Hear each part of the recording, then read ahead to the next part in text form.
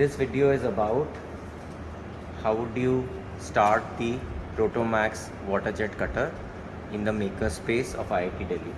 The very first thing that you would do is you will turn on the RO ice circuit breaker.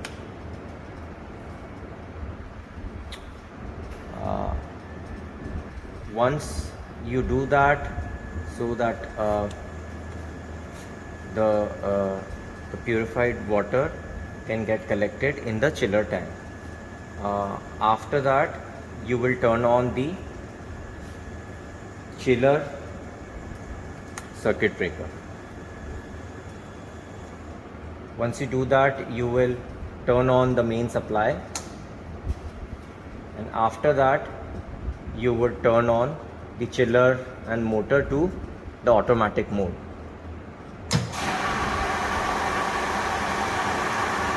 Once that is done, on the display you would see the chiller temperature. You would wait until the chiller temperature is less than 11 degrees Celsius before proceeding further. So as we can see, the temperature is less than 11 degrees now. It's 7 degrees as you can see on the display. So we can now start the machine. Once we have started the machine, we will wait to hear the click sound of the relay for the servo, and as we have heard it, next thing we should do is we should turn on the pressure, and we need to turn it on to this mark on both the knob as well as the pipe. And what we should also do is we have to check that pressure on the back of the machine.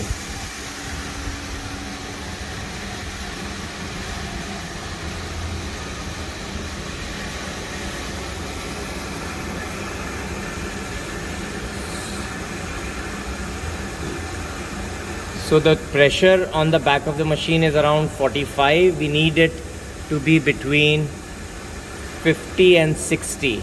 So we'll go back and adjust the pressure.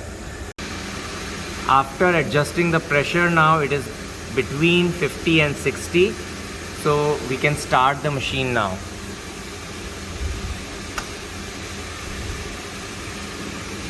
Once the machine is started, we can see the LED turning on, and we can now proceed with starting the make application on our laptop.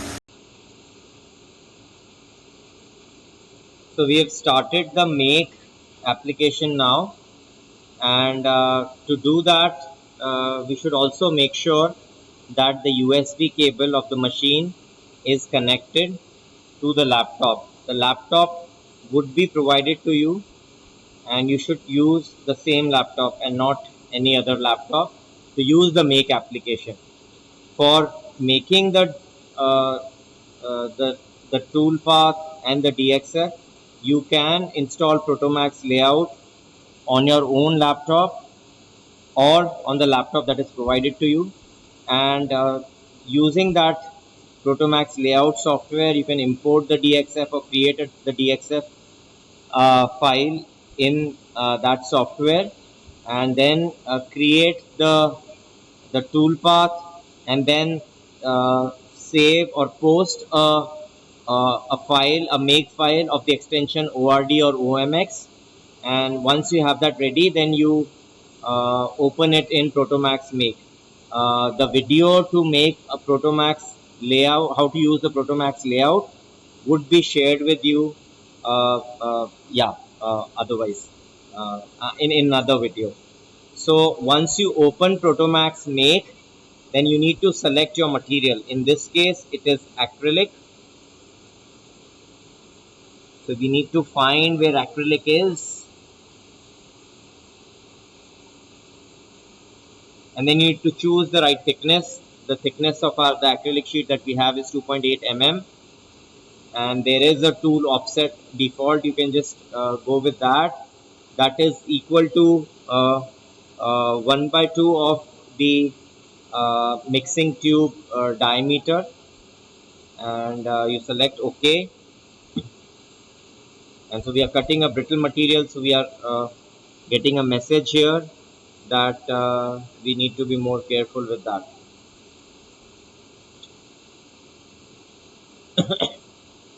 And now we do see that the file that we want to cut, that we can see there, but then there are a lot of other messages also. So before we press begin, we need to do certain things. We need to load our material. We need to test whether the mixing tube, nozzle, and the abrasive, whether used with the high pressure water, is it working fine. So we need to follow these instructions. So as we can see, is the water turned on? We need to make sure that there are no leaks. We need to inspect the abrasive feed tube. So we'll make sure all these things are okay, and we'll conduct these tests, and we'll make sure that the proper material and the thickness material is selected and the correct thickness is used, and we attach splash guard and set the nozzle standoff, and yeah, we do all these things. Okay.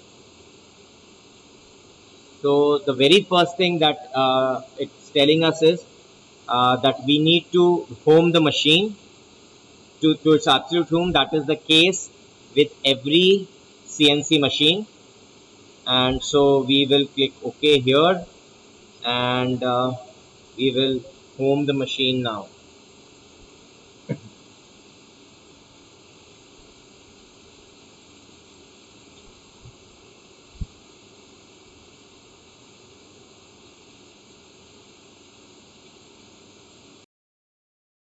So we open the lid of the machine. We make sure we do it gently such that it is in place, and once we have done that, then we click on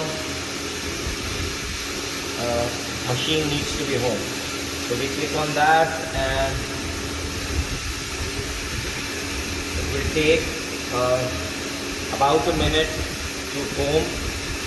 Although when you shut it down, it is typically in the home position itself, but if it is not, it will bring it to the home position.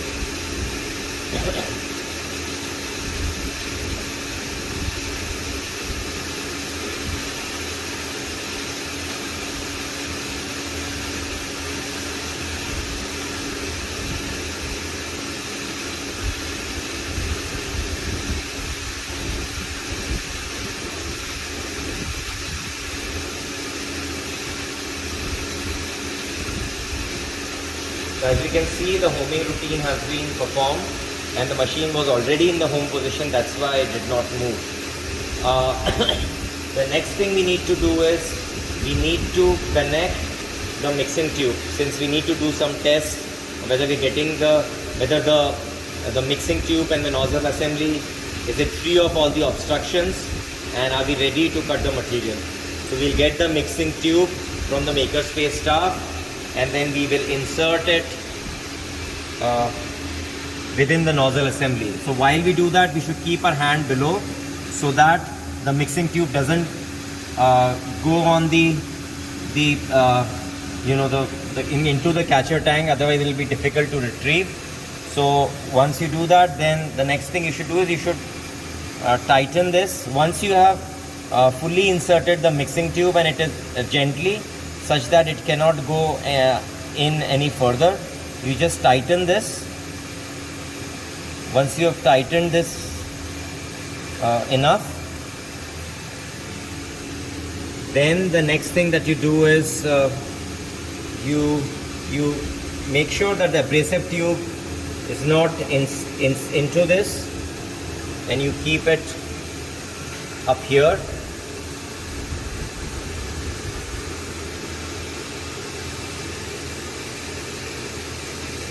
And now what you will do is you will use the shift and the arrow keys,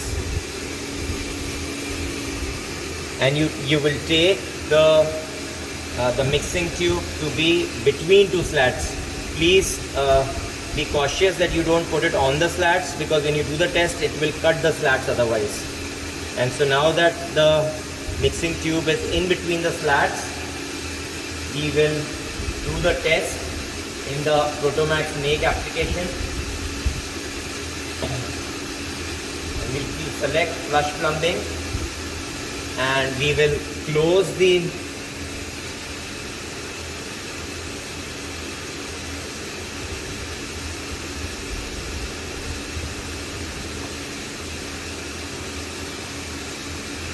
we'll close the machine, and then we will perform this test.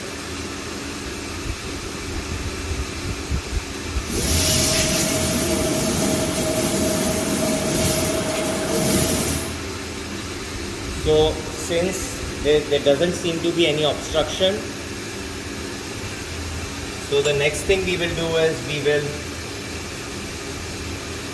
we'll make sure that the abrasive tube is connected to the hopper and there are no bends in it, because if there is some bends or it's pinched somewhere, then the abrasive may not flow and the nozzle may get clogged. So now we will also make sure that there is no moisture or water inside the abrasive tube, and then we will connect it to the nozzle assembly. You should make sure that it is fully inserted into the nozzle assembly.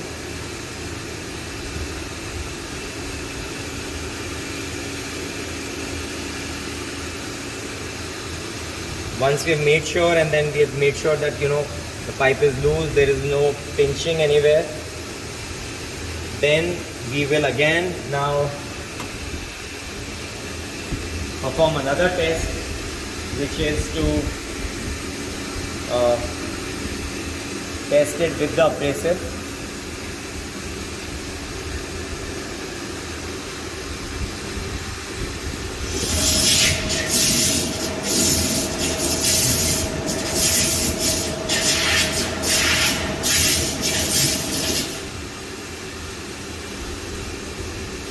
And while we are testing it with the abrasive, we should make sure we would see that in the hopper the material is going to be going down, or in the abrasive tube we should be able to see that there is flow of the abrasive.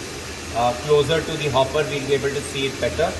And once we have done this test, then we are ready to begin our machining. But before we do that, we need to now put our material on the bed.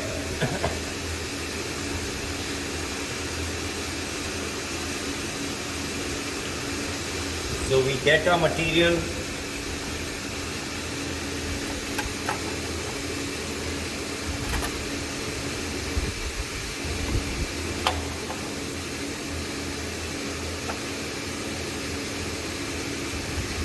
on the bed. The bed size is about 1 foot by 1 foot. We should make sure that the material is the size of the material is less than that.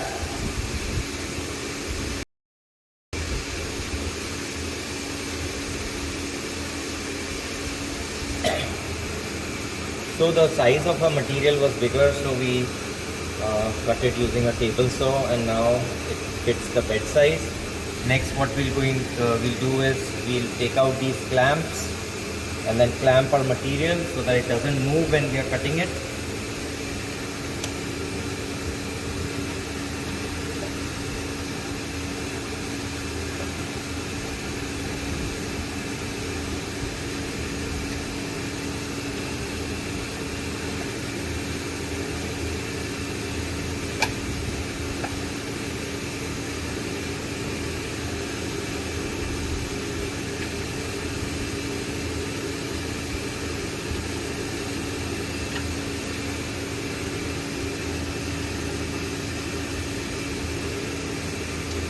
Once we have clamped the material, make sure it is in place.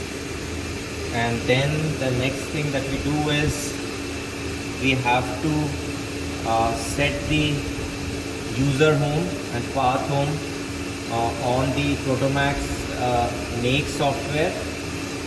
What we can also see on the screen on the Protomax make is the material that we selected, the thickness. We should make sure it is all the right thing. It also shows us the estimated time taken to cut the material and the width of the path and the height. So what we're going to do is we are going to first yeah, actually, so before we set the path, we need to also do the standoff so that we bring the mixing tube at the optimum distance for cutting. And so the way we do this is we put this standoff and then we hold this nozzle assembly and we have to hold it such that it doesn't move. We just hold it such that we press this and then we take it all the way down. And this is like an important part. We bring it down gently such that once we bring it down gently, then we tighten this, and we should make sure that this standoff that we have, it should be able to slide under the mixing tube, but there should be some friction there. And if that is the case, then that means that we have done it properly. It shouldn't be free there. So once we have done that, then we should be setting the home. And so we should make sure once we set the home that we have enough space on our material to cut what we have. So in this particular case, it is we need about the height of about 40 mm and a width of about 60 mm. Seems adequate where we are, so we will set the user home and we will also set the path home. Once we have done that, we will click on begin machining.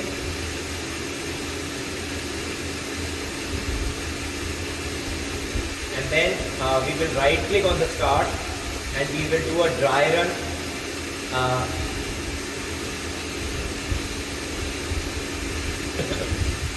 We do the dry run to make sure that it is within limits.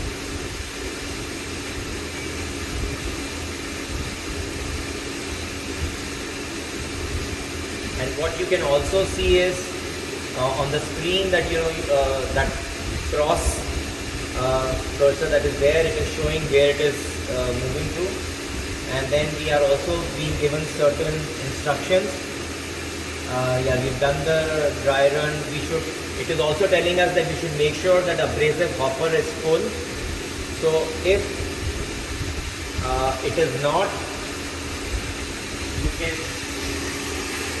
can change some of the abrasive depending on how much abrasive is needed, and then you pass this through the sieve. So the key thing with the abrasive is that it should always be free of moisture and there shouldn't be any impurities. Like, I think we do see one impurity getting in. So, but yeah, since the sieve was there, so it is good to go. And this is how you fill in the abrasive, and then you keep this back. Now that the abrasive is there in the hopper, we close the machine lid. So we should do one more thing. We should put the splash guard on.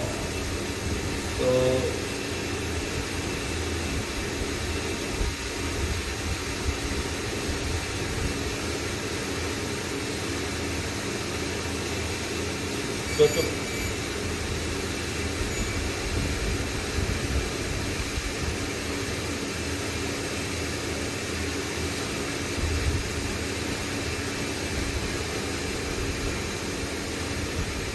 Yeah, we put the splash guard on, and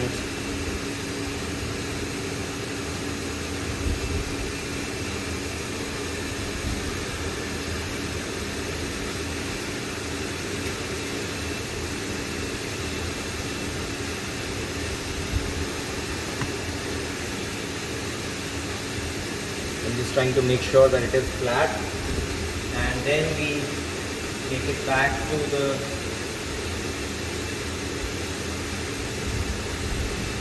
path start. Once we've done that, then we will lower the splash guard. We do that so that we don't get much sound, and also the water doesn't splash everywhere. So we should be able to see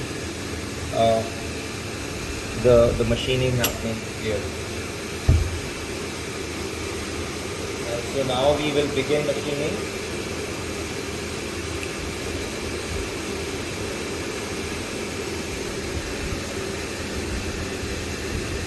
And we should make sure that when we are machining this part, we should be here all the time.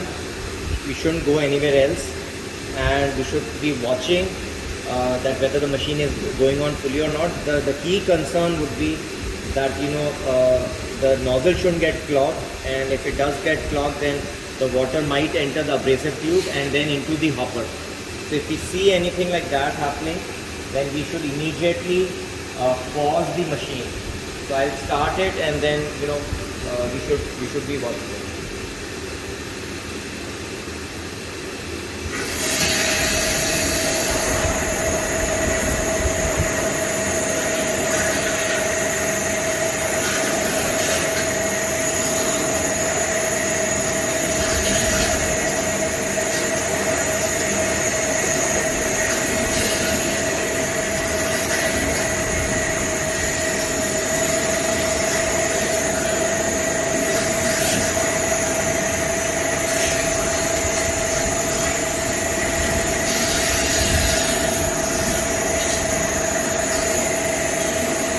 Yeah, so as you can see with the crosshair cursor, where the machining is going on presently.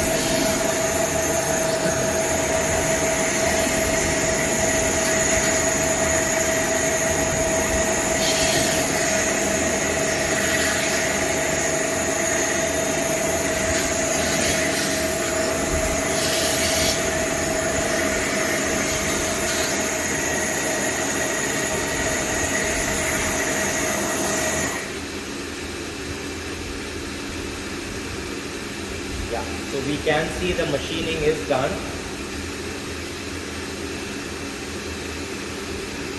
We can open it up, and we can shift this. So we should make sure that the part has cut fully, and if it hasn't, then we can take it to that spot and cut that particular part again. But it looks like that it is moving, so looks like it has cut all right.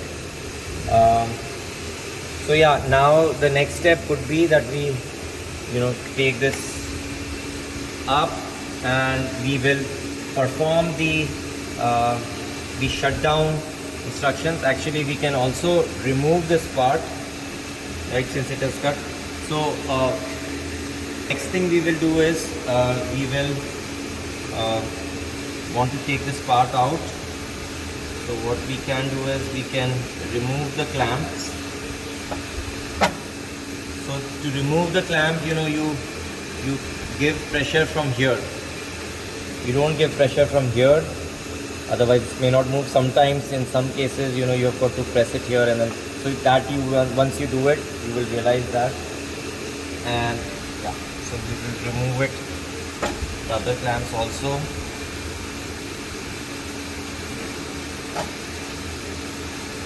And you need to gently remove this part, otherwise this may fall down. So that is like a bit tricky.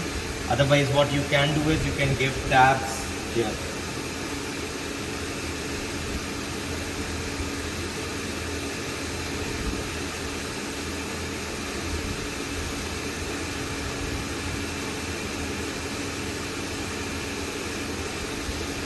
That is our part.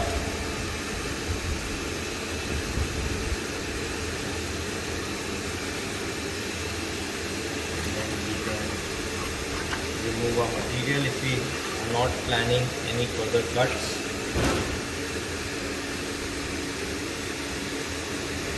Now the next thing that we need to do is we need to take out the abrasive tube, keep it up somewhere here, and then we have to perform the flush plumbing test, and we need to keep it up here so that when it does splash, the water doesn't go into the abrasive tube. So, and when we do that, we need to make sure that our nozzle is, or the mixing tube is in between the slats. Once we've done that, then we'll have to close the lid of the machine and then do the test.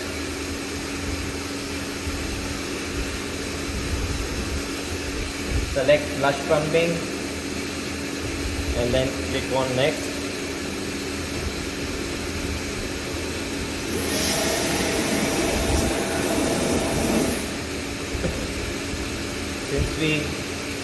Since we have done it all right, then the next step is we can actually take out the mixing tube. You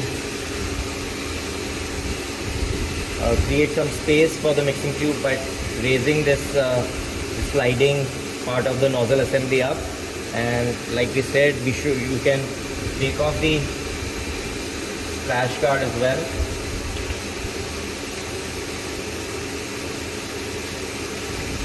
And then you should put your hand here so that it doesn't fall down,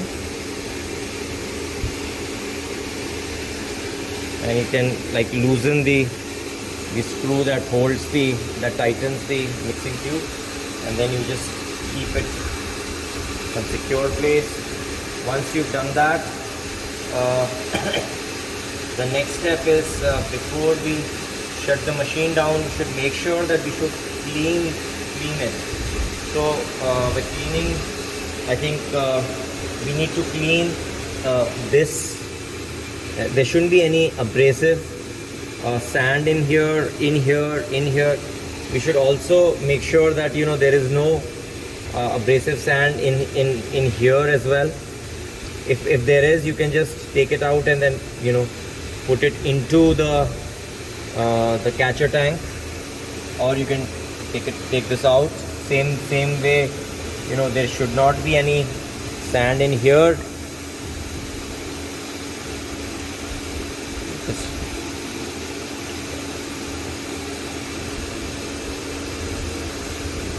So yeah, so basically you could scoop this out. I'll not talk about it in the video, but you should be able to do that, and then you should wipe the machine clean with the cloth. And once you've done all that,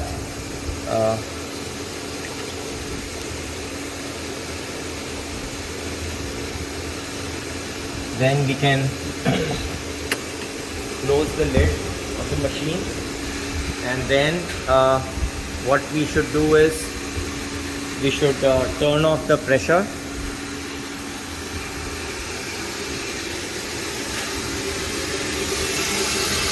Yeah, you should make it vertical to turn off the pressure.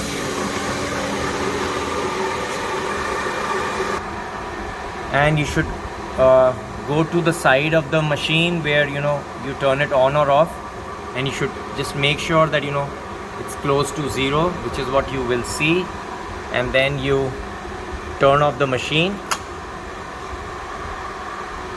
and then the light within the machine would turn off.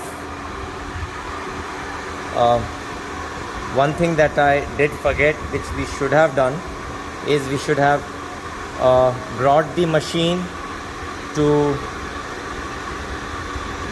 the the home position. And the reason why we need to do that is just so that there is no pressure on the piping.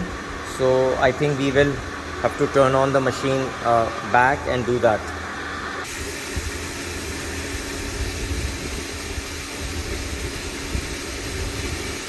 Yep. Before you shut down the machine, you would bring it to its absolute home position. And the reason why you will do that is mainly I think it is important to do that in the Y direction, just so that there is not enough pressure on the piping.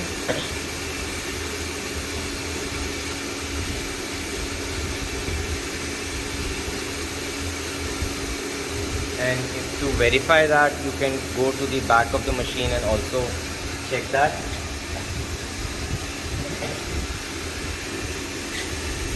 And once you've done that, you can, like I said, you can turn off the pressure, you can make sure and turn off the machine, close the lid, switch off the laptop, and then perform the rest of the instructions. Once the machine has been shut here and the pressure, as we had said, has been turned to 0, then the next thing is we come to the main controls and turn off the machine here. Then we turn off the main supply. Then we turn off the chiller. We turn off the chiller circuit breaker. We turn off the RO circuit breaker.